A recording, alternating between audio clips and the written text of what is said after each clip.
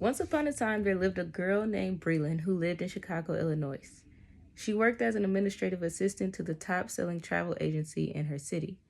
Breland loved her job. She loved to help people's dreams vacations come true and studied hours about destinations all over the world to sell her to her clients.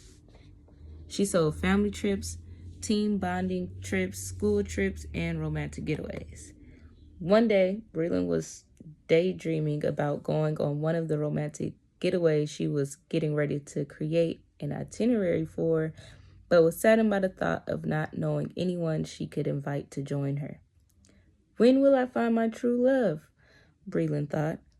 She continued her work as normal and decided to give those thoughts a rest. All of a sudden, a handsome gentleman was looking for directions to a startup company in the area. Breland had seen this gentleman before, but decided for herself that he had to be in a relationship. He was just way too handsome to be single.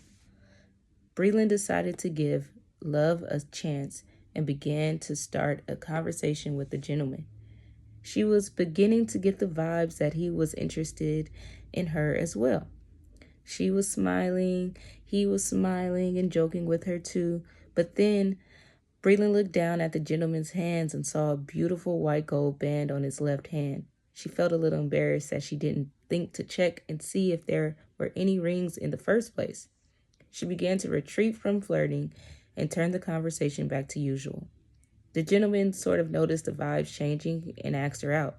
Confused, Breland looked directly at the ring on his finger and started to interrogate the gentleman about the origin of the ring and what it represented. With further conversation, she found that the ring was actually a class ring. It wasn't a wedding band as Breland had thought at all. Moral of the story? Always ask questions, no matter how uncomfortable it can feel. There is no way to know unless you do the due diligence of finding out the information.